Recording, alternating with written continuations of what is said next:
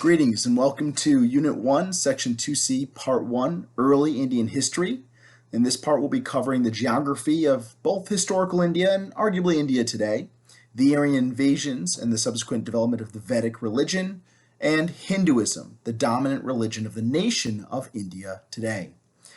Our self-test questions: how did geography and geographic conditions influence the development of civilizations in India?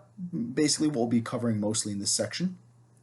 What features of government or culture allowed the classical civilizations of India to remain strong? What contributions have the classical civilizations of India made to the modern world? And how did trade and warfare link civilizations and lead to cultural diffusion? So let's start off with the geography.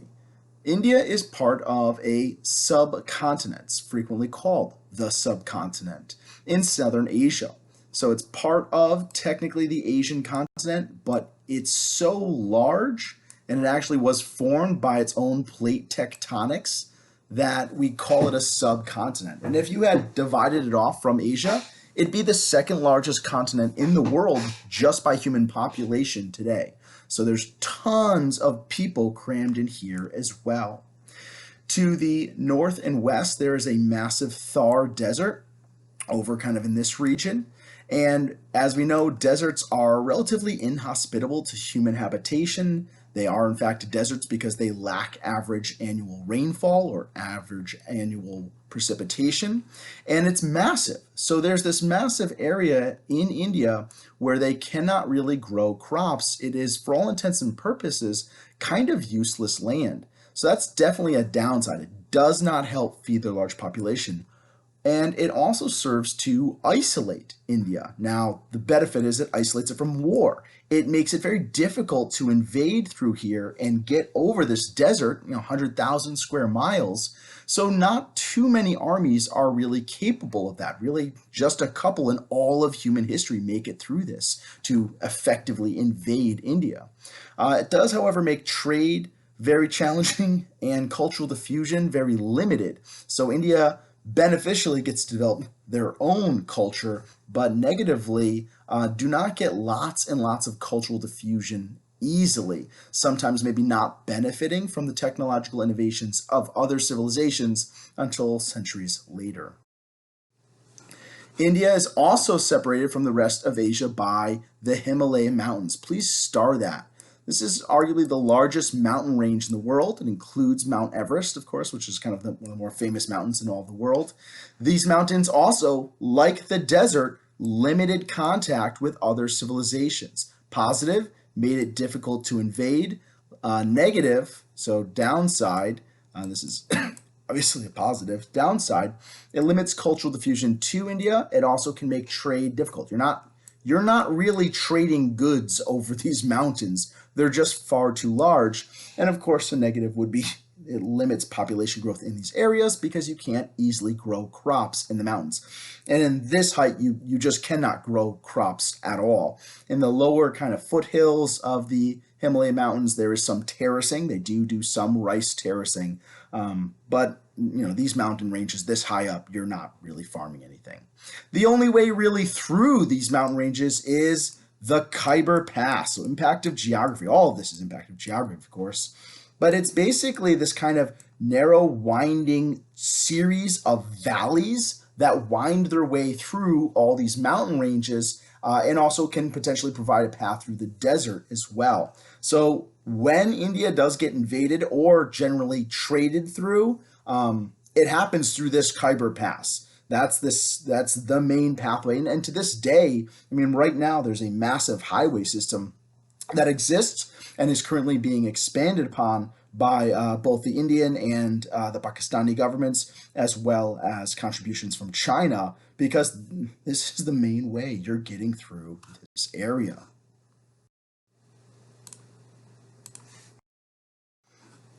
Climate of India. India has many climates due to its sheer size, but most of the region falls in what we today would call the tropics. It's hot, it's humid, we would generally probably not love living there unless you really like, those deep August months. You're really like, oh, I can't wait to sweat just from breathing. Then you'd probably love it. but otherwise we would generally consider it quite hot for our tastes. India, and this is one of the most important things kind of we'll talk about this year geographically, is affected by the monsoon cycle. So what are monsoons? Monsoons are strong, often violent seasonal winds. So they're these powerful winds that sweep across the ocean. Now, often these winds, these monsoon winds, bring with them heavy rains. They have kind of a rain cycle. And so, positively, these rains are crucial. That means incredibly important. They are necessary for growing India's staple crop, which is rice. Like many Asiatic peoples, the staple crop of the Indian populace is rice, which is grown in these rice paddies, right? An adaptation to geography is making these, and adaptations like these rice paddies were crucial, as were the heavy rains that these monsoons generally brought, to allow India to feed their very large population. You know, they're one of the most populous nations in the world today, and historically they had massive populations that, you know, there were a lot of laborers, a lot of people in historic India. So these rice paddies, again, are an adaptation. Small flooded plots of land used for wet rice cultivation were the mainstay of Southern Asian agriculture. They are labor intensive. And this is the people, we've talked about this. You have to harvest, plant, and replant this wet rice cultivation several times before you truly get to harvest it and consume it. So you need a large number of laborers who probably aren't really going to be quote unquote paid. They're just going to do labor, and in exchange they get to keep some of the food they make. So keep that in mind. That's going to be kind of important. Monsoons are winds, so they change direction with the season. They go from the land to the sea in the winter, and then they come in from the sea to the land in the summer. And they were historically called the trade winds. Star that for me, please, if you're following along in the notes. Why? Well, they were crucial to almost like this water silk road that we're going to call the Indian Ocean Trade Network. These winds were so reliable, right? They came in at these seasons so reliably, even within the same 2 weeks, that sailors said, well, they're very unlikely for us to get stranded, right? We're not going to get stranded in the middle of the ocean and, oh, we ran out of water and now we have to eat each other. And no one wants to do that. No one wants to consume their best friend for sustenance. So these steady winds made trade more safe, more reliable. And because they came at the same time every year, you were able to actually plan whole journeys across the ocean based on these winds alone. So that's the effect of these trade winds. We're going to see a whole new trade network, the Indian Ocean Trade Network, get created. And in addition to that, we are going to see cultural diffusion through this, enrichment through trade goods, different access to different trade goods, and safer trade. The Indian Ocean Trade Network, the trade winds eventually developed into the Indian Ocean Trade Network. And as you can see, really like you to be comfortable with this picture. Like I said, you need to know kind of the Silk Road by sight. You will need to be able to recognize a map of the Indian Ocean Trade Network and identify it as, yes, the Indian Ocean Trade Network by sight. And this trade network has lasted for more than 4,000 years in different forms, sometimes obviously much larger and more expansive, other times slightly more localized, just kind of skipping around from port to port, but it always brought great wealth, great military power, great military influence to these coastal kingdoms, and arguably by extension, kind of India as a whole. And in addition to this, it caused adaptations or new innovations to kind of make the most of this trade wind system, the creation of a special type of ocean boat called the dhow. And it was localized, at least originally, to the Indian Ocean Trade Network and to kind of the coast of India itself. It has a special triangular or lateen sail, as you can see here. And a benefit of the lateen sail is that you can more easily change its direction to kind of catch the wind no matter where it's coming from. It's not as large as your traditional square sail, so it might not move the ship as fast or with as much power per se, but the capability of you capturing wind from almost any direction and still making progress towards your next port is a huge advantage in the Indian Ocean trade network and in the Indian Ocean as a whole. The hulls themselves were also sewn together, a unique type of hull construction. They weren't put together with nails, they were actually sewn together, which does create, sturdy wooden planks. It also makes it kind of flexible, so it's less likely to get shattered upon reefs or ports, and it kind of rides along with the waves. All of this is important because without a model of transportation that is effective, the Indian Ocean Trade Network would not have been as powerful, would not have been as large. You can see how important the ship was. You have a coin from about 140 CE, and on the back of the coin is a dhow, and it's like literally unchanged. This is a woodblock print from about the 1840s, and the ship is virtually unchanged in form and function. Again, this picture of that Indian Ocean Trade Network, you have goods traveling all the way from these delicious spice islands, cinnamon, cardamom, black pepper, white pepper, South China. You'd have silk on these ships as well, going through all these areas and hitting different key ports in India, picking up primarily cotton, gold, spices certainly from India, and other exotic trade goods, perhaps elephant tusks or ivory for the Indian elephants and things along those lines, and trading them to the Middle East during the rise of Islam. You have these vast Islamic empires, trading goods with them, and even making as far as the African coast.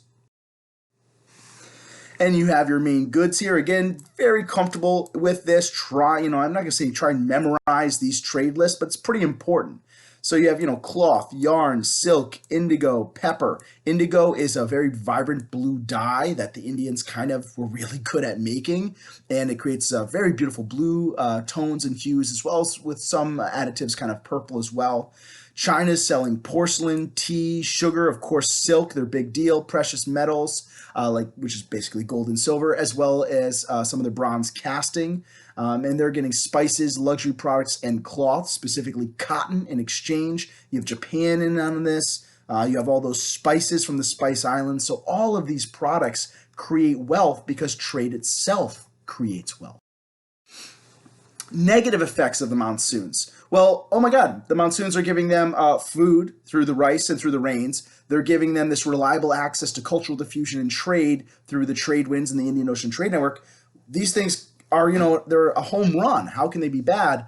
Well, the monsoons as part of a monsoon season bring, a lot of rain. When they dump out their, buckets of rain that they carry in, it's like all of it. It's like all the rain that seems to exist in the very world itself. And so these sudden and massive torrential downpours can damage buildings. They can infiltrate water supply. I mean, when you have this kind of flooding and most of these people are drinking from like wells, ground wells, you're getting mud, this car's leaking oil, you're getting pesticides, gasoline, anything that exists on the ground or in these stores. Here's an auto mechanic's garage. Well, they dump out oil and some of it spills. All that infiltrates the water supply, which means these people drinking the water, that can be poisonous or, detrimental to their health in some other way. It can damage buildings, just utterly, this village is crushed. This car probably not going to work very well in the future.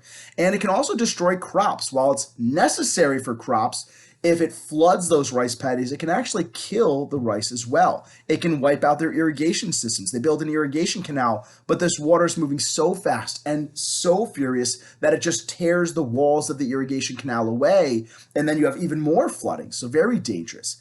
The other side of this is if the monsoons are not on time or don't bring enough water, they don't bring as much as people kind of expect, that can lead to a drought, which can, of course, lead to a famine or mass starvation. Of course, if your irrigation systems are knocked out and your crops are knocked out, it can also lead to a famine or mass starvation. So a little bit of a catch-22 there. Of course, some adaptations to this that you might see are the creation of flood control canals, the creation of irrigation systems, but they're not honestly up to the same level of sophistication or honestly as numerous as what you saw in classical China. They do have them, and of course today they definitely have much better flood control systems, but the Chinese had a competitive advantage at building those systems. Major rivers, one of the biggest we've already talked about is the Indus River. It is massive and to the north and west, begins in the Himalayas, ends and dumps out into the Arabian Sea. So there are some ports there that would trade with the Middle East. And that's that home of that first Indian River Valley civilization, the Harappa or the Mohenjo-Daro. The Brahmaputra, we're honestly not going to talk about too much, but I do want you to key understand that, Indians, like many of our earliest civilizations, are affected by rivers. These rivers flood, bringing silt. That silt is necessary for fertility. And here you have a juxtaposition of both the river and this river valley with the Brahmaputra, but you also have the hills and mountains along the banks. And what do they do to adapt here? That's right, that's terracing. Again, terracing is an adaptation to mountainous or hilly terrain. Its effect is to increase the amount of agricultural land or farmland. The effect of that is to be able to provide more people with food. So all of that good stuff. Arguably the most important river to the majority of Indian people historically and today is the Ganges River. So please star and highlight this. We'll be talking about this throughout the year. It is a long river. It has a large water flow, or at least historically did. And it does, at an outset, supply water to India in their main farming regions, specifically the area kind of modern day Bengal. That is historically a very good fertile soil for creating rice crops, as well as other things as too. So it's very important for the rice crop. However, it's arguably perhaps more important as the holy river of Hinduism. We're going to talk about Hinduism in just a couple minutes, but I'd like to just point out that you have this intersection of both history, culture, and geography, that this river is considered a goddess. She is a goddess that provides sustenance through food, through rains, through floods, as well as spiritual sustenance. She is the Mother Ganga or the Mother Ganges. She is incredibly important to Hindu mythology and theology, to their religion, to their rituals, just a huge part of Hindu, this powerful religion's civilization and culture. The river itself is the site of a variety of pilgrimages, the most famous of which is the Varanasi. So pilgrimage is like a large movement where thousands, maybe millions of people are taking a trip to a specific religious site to undertake rituals such as ritual washing. Hindus do believe that bathing in this water of the Ganga River in some way cleanses the soul. It relieves one of sins. If you've acted wrongly, bathing yourself, dunking yourself, plunging yourself in this river will wash some of that wrong action away, in a way purifying your soul. So that's why people do pilgrimages. It's because this river is holy. In traditional Hinduism, it is believed that all Hindus must have some of their ashes returned to the Ganga River in order to enter the afterlife properly. That this river is in fact a symbol, because the river's waters move endlessly. It is a symbol of the soul's movement through one life and another, which is a core concept of Hinduism. So if your soul, or Atman, is supposed to enter the next life cycle, then it needs to go into this water.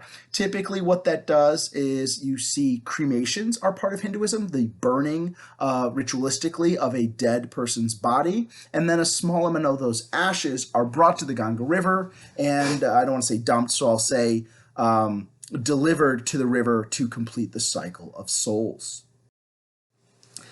Today, the Ganga River is unfortunately brutally polluted. If you want to see some neat videos on it, I highly recommend those two links. Pop those in.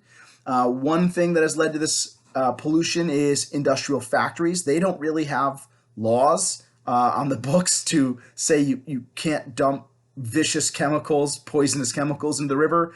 So people do. The arguably worst reason that it's polluted is sewage. That a lot of the sewage lines and a lot of people's waste and garbage just goes into this river, which I always found kind of fascinating because it's also their goddess and you think it would want to be kept clean, but you have a tremendous amount of human waste and animal waste that enters this. And all the type of bacteria that live in our excrement, specifically feces, make humans super, super sick.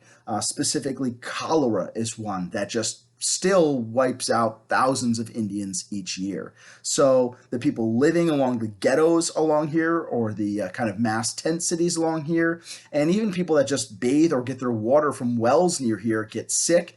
It is the cause of tens of thousands of deaths in India each year. This is not historical. I would like to point out that the Ganga River only became polluted from about, let's call it like 1900 on. Yeah, some historians would say even about the 1950s, but I'll say about 1900 on is when you start to see some factories go up and the population along the Ganga gets so high they cannot deal with the human waste anymore. Despite this pollution, it is still a site of religious festivals and pilgrimage. It is still a holy goddess. It's just thousands of people go to these pilgrimages, and then they get violently sick and some of them die. You have this great quote from a prime minister of India. The Ganga is the river of India, beloved of her people, round which are intertwined her racial memories, her hopes and fears, her songs of triumph, her victories and her defeats. She has been a symbol of India's age-long culture and civilization, ever-changing, ever-flowing, and yet ever the same Ganga. This idea that this river has endured as long as their recorded religion has. So our first real introduction into like the history of India itself is going to be the Aryan invasions, which take place over several hundred years in the BCE era. So this is, close to us, 3,000, 3,500 years ago. The Aryans were a very warlike people. They kind of split into these different clans and tribes. In miniature kingdoms, they fought constantly against enemies and even against each other to test how strong they were. Because of cultural diffusion, because they're near this Caucasus area, they gained access to all the inventions of Mesopotamia. So they gained access to the wheel and created war chariots. They gained access to iron weapons from the Hittites. So their weapons were sharp, pre-steel kind of swords, arrowheads, and especially axes as well. And because they fought constantly both against their enemies and each other, they were very tough. They were, their soldiers really knew how to fight. They believed it was a religious calling for them to fight. And they didn't really have a fear of, per se, dying, because their religion told them, if you're a soldier, that's kind of what you're supposed to do, is fight, fight, fight. Take as many enemies as you can, and then in dying gloriously in battle, you will more easily enter a proper afterlife. So the Aryans invade India. Where through? You say, I thought they had deserts, I thought they had mountains, I thought they had all sorts of stuff. Yeah, they did. They invaded mostly through that Khyber Pass. And this wasn't just an invasion. It wasn't just the soldiers. Once the Aryans made it through and found out like the people of India were technologically underdeveloped compared to, the people of Mesopotamia. They did not have the same level of steel and metallurgy. They did not have the wheel. They did not have the same military technology. They were easily subjugated, these native people who we're going to call Dravidians. Once they realized this, just hordes of Aryans, just regular civilians started to follow the warriors, and they just basically moved in and took over India. So as the Aryans invaded, it does occur over 250 years. It's not like Genghis Khan. They bring their religion to India. And this oldest form of religion, which eventually is going to be Hinduism. So I'm just going to have you write that in. ISM.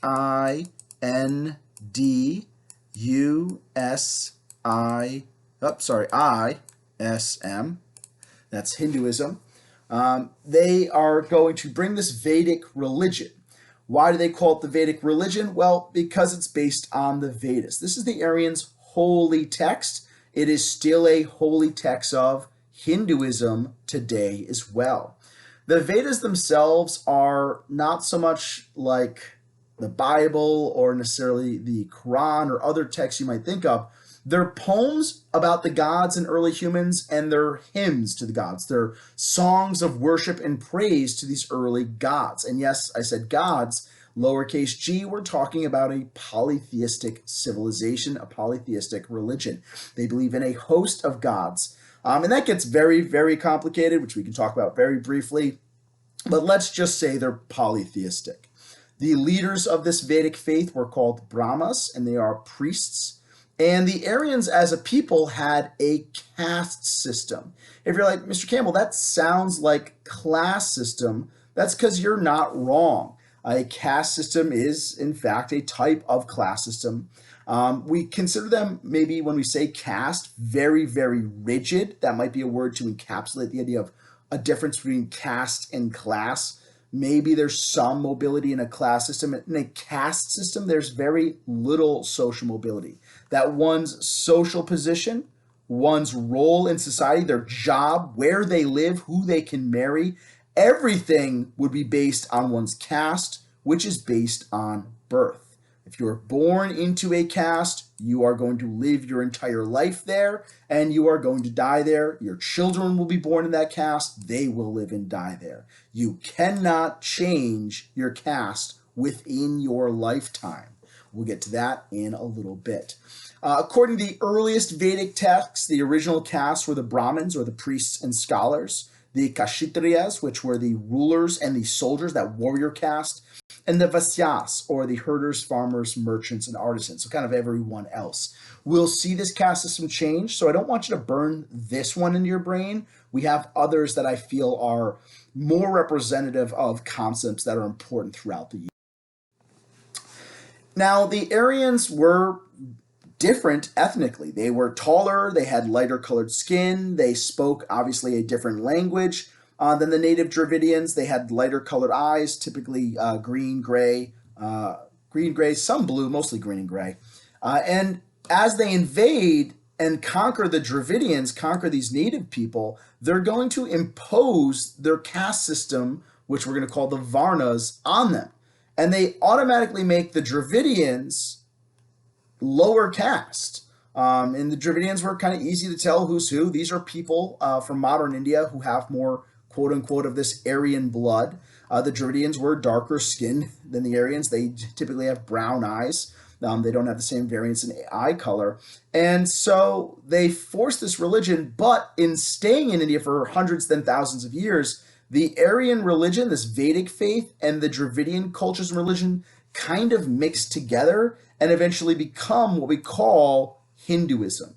This is known as cultural diffusion, and if you want to be really fancy, this is called syncretic faith. When two religions mix and combine to become something kind of new, that is syncretism. And some religions are open to syncretism and some are not. So Hinduism is this mix of the Aryan Vedic faith and the native Dravidian religion. It is also not called Hinduism by Hindus themselves. It is called Sanatana Dharma, or the ageless law, or the ageless religion. But Hinduism as a word is what is accepted by the regents, and even some Hindu scholars in the last 50 years or so have kind of referred to it as Hinduism. Other things that the Aryans brought, so they are going to bring their religion. That's a form of cultural diffusion. I mean, we wouldn't think of it like a super nice one. You know, you are part of a religion now, and you're the lowest part, or I'll kill you. It's a little rough, but it is a form of cultural diffusion. Other elements that the Aryans bring is their written language. They had a written language. As far as we know, the Dravidians, or at least most of them, did not.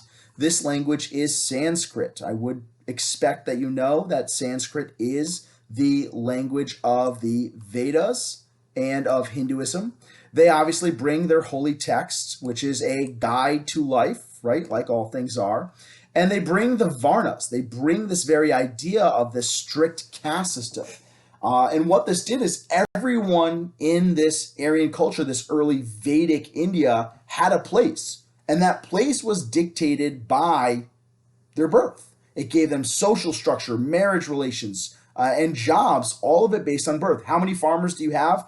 Well, as many as we had last generation, plus all the new kids that were born. So as even their civilization grows in population, they're pretty much always going to have growth of these different castes as well, in the ratio that they need to continue surviving as a civilization. It's a very interesting and one could say possibly elegant as well solution to how do we determine who takes on what job. Well, they're like, yep, our religion says that everyone has a caste based on birth, and that's the job you're going to do. In this early Aryan civilization, this Vedic civilization, you had kind of villages and some cities that were controlled by rajas, or if they were larger and more powerful, maharajas. And so they didn't have a unified government. It was all these decentralized kingdoms that sometimes got along, sometimes traded, and sometimes fought each other in brutal wars. It's very difficult to unify India because of all the different geographic features. Just like we saw at times in China, it is difficult to unify all the different areas. So, Hinduism. We're going to dive deeply into this belief system. We're going to know its key concepts and terms and ideas. And then we also will explore a little bit how this might have affected the Hindus and the people of India. How is it significant? So, today it is the most widely practiced religion in India, with about a little over 700 million followers in India proper. Core beliefs, they believe that all people have an Atman or a soul. That is the essential part of you. Your flesh may wither and die, but your Atman will continue on. Two, and this is a central belief they have, they believe in reincarnation or samsara. This is the idea that your Atman, your soul, is reborn into a new body after you die. So they believe that all people that exist today are in fact the same Atman that might have lived for thousands and thousands of years. That this Atman, this soul, goes through life, new life, birth, death, and new life over and over again. All right, that which pervades the entire body, you should know to be indestructible. No one is able to destroy that imperishable soul. And this is one of their key religious texts. What determines then your next life? These are the intertwining ideas of dharma and karma. Dharma, I'm going to say, is maybe kind of the more important to understand. It's the more difficult one to understand. It's duty. All right, your dharma is your duty in life. You are born into a caste. If you're born a soldier, you should be the best soldier you can be. Even if you don't want to fight, even if you don't want to fight the people you're fighting, your dharma, your fate, that is to fight. And so you must become a good soldier. You must embrace this. You must embrace the possibility of death. If your dharma is to pick up cow dung, pack it onto big wicker baskets, put those on top of your head, carry them to the fields, and spread cow poop all over the fields to fertilize it, that is your dharma. It doesn't matter that you're allergic to cow poop, that it makes you break out in a rash. Your dharma says you must do this. And your dharma is based on your birth, based on castes. All right, Kshatriyas to fight. We're going to see that later. Sudras are to do the work in the fields. Brahmins to study and speak for the gods and speak to the gods. So as you do or do not do your dharma, you will generate karma. Karma is the results of your actions and decisions. If you do your duty, you generate positive karma. It is, this positive, I don't want to say energy, but this positive soul flow. If you neglect your duty, if you are a poor husband and a poor farmer, and generally a poor person, lying to people, stealing, then the karma you generate will be negative. And this then affects your path of reincarnation. This idea that 5, a central belief, is dharma and karma together influence this cycle of death and rebirth. How you carry out your duties and acts influences your karma. Because of that, if you act poorly, you are going to be born into a lower caste. Or if you were particularly bad, you could be born as a lower organism than a human. An earthworm, a beetle, something like that. If you act according to your dharma, you're going to be rewarded and born into a better caste. Or eventually, you might stop being reborn or reincarnated altogether, which is arguably the main goal of many Hindus. So everything is based on you doing your duty. If you do your duty well, you will ascend in your next life to a higher level. you'll have arguably a better life. If you do your duty not, and your karma then is bad, you will be born into a harder life, a lower caste. You'll struggle more. And because of this, you could argue that maybe there's not a lot of desire to be super kind to people in the lower castes because their soul dictates that they should be there, that is really the result of their karma, that their actions place them in that lower caste. It's something to think about, and it's not a universal Hindu belief at all, but it's something. So caste system, a nice little chart here, very good chart to just add a kind of instant understand these concepts.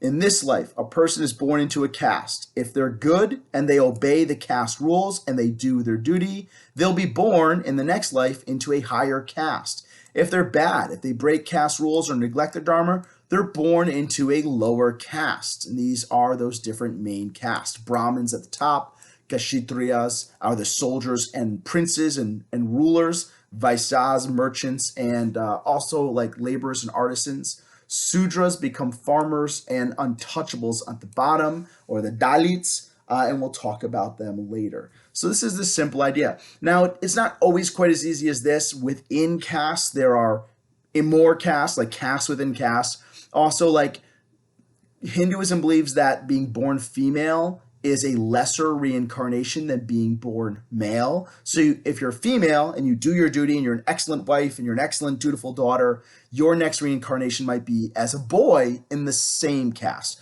but it's a higher spiritual level to the Hindus. Core beliefs of Hinduism continued. The end goal, all right, the end goal of all Hindus is this idea of moksha or mukti. This is your soul actually ending reincarnation, that your soul becomes so pure. Each level of the caste is considered spiritually purer than the ones beneath it, that it no longer is weighed down by really sin or bad karma at all, and it can ascend and join the universal soul, or Brahman. And while you might consider that kind of an end, like wouldn't it be cool to live all these lives together? Well, the Hindus say, every life has some pain in it. There's, even if you have a good life, your loved ones will pass away. You might lose a child or lose a wife. You might stub your toe really hard. That stings. One time I lost the whole nail. That's not cool. And so if we end ourselves of this reincarnation, in fact, we will be liberated from the pain that does inevitably follow existence. And as part of that, they believe in asceticism, that the highest caste, the highest kind of level of this is becoming an ascetic. And I'd like you to write that in, ascetic. These are people who avoid earthly pleasures. They're not going to eat fancy food. They're not going to wear fancy clothes. I mean, these guys are not really even wearing many clothes. They would not maybe pay attention to what would be considered normal hygiene. Instead of carefully trimming their beard, they're going to let their hair, beard, maybe even their nails grow, and they're going to meditate and they're going to pray, and they are going to consider the endless, boundless opportunities of the universe and what that means for them.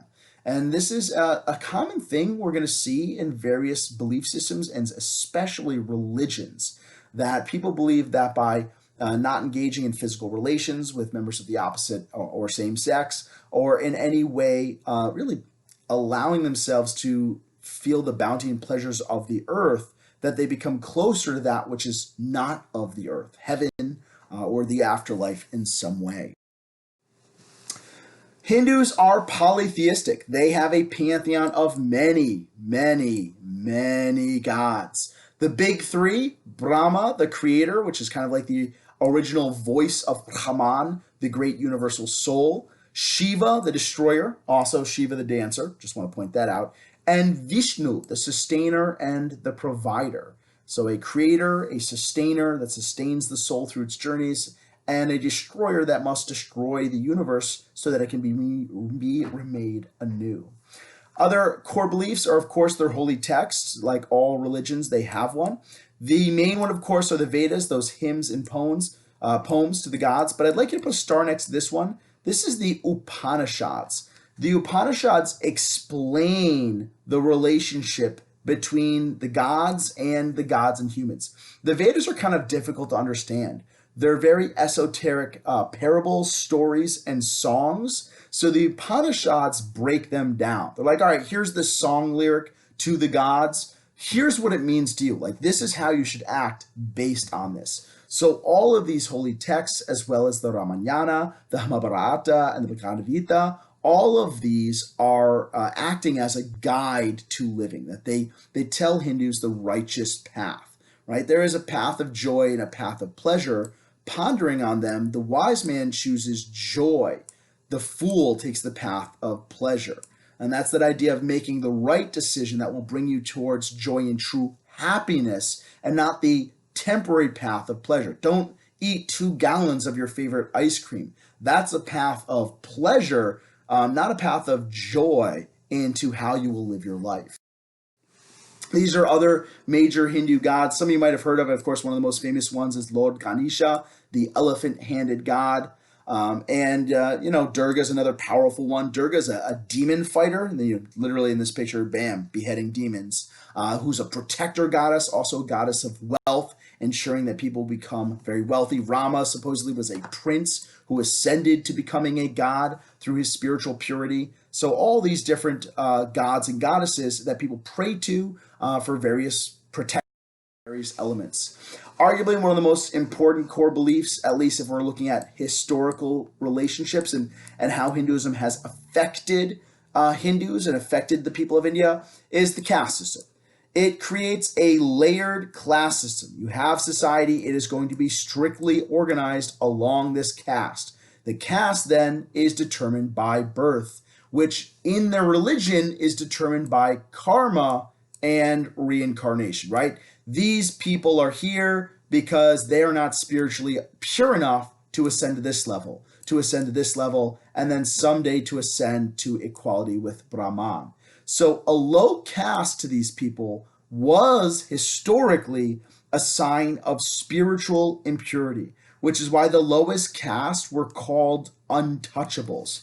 They were deemed so spiritually impure that if these higher castes even touched them skin to skin, or drank from the same well, or God forbid, inhabited the same school or seat or bus seat, that would actually pass their dirtiness, their spiritual filth, on to the higher castes. And this is starting to be seen in the early Vedic faith, but really doesn't come about until the later centuries, until really a couple thousand years later, this really brutal treatment of the untouchables. But this did dictate everything you did in life.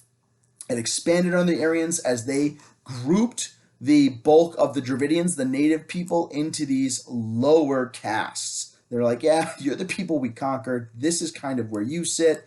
This is where the Aryans will sit for the most part.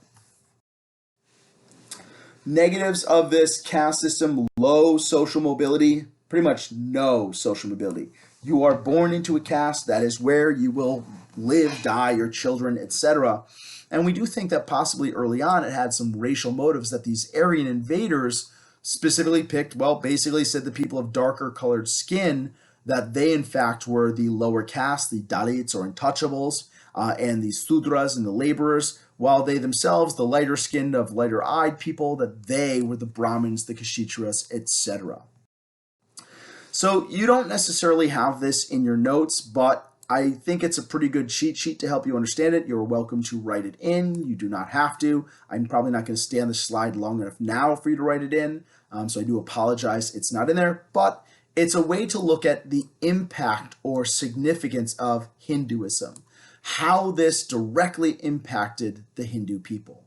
All right, one, they have a large number of followers. It does provide them with kind of a job subset. Every single person has a job that has allowed them to maintain some level of social, political, and also food production stability. And it provides them with a guide to living. That as this religion, with its very ancient texts of the Vedas and the Upanishads, that provides them with the rules to follow, dharma, etc., and that is their guide to living. Another effect is it separates Hindus into social classes, or again, our castes, the Varnas, at birth. So jobs, marriage, your quality of life itself could be based on birth. And this kind of came from a story, the origin of the caste, that you have the universal soul. Brahmins are the priests and teachers. They are, in fact, the mouth and mind of the gods. Kshatriyas are the arms that wield the shield, sword, and axe that protect the civilization. The Vaishyas are the thighs, the kind of merchants, the farmers, people that actually own land, farmers, not people that just farm. And they are the thick thighs that support civilization. The Sudras, the laborers, who were generally poor and worked kind of just for food and a place to live. They're the feet upon which civilization resides, but they're not as large, i.e. spiritually important as the other castes. And then, not seen here are those Dalits, those people who have almost no rights, latrine cleaners, street sweepers, the unclean through their actions. And that's the myth of this caste system, where it comes about. This system has very low social mobility among the classes, and by low I mean virtually none. You cannot marry out of this, because no one in a higher caste will marry down. It would be damning to them. It would be certainly a cultural taboo. They might be shunned by their own caste. So no one does it. I mean, really, no one does it for a long, long time. The idea of marrying outside of caste is really even been not even acceptable today, but you only see it in the last 30 years at all.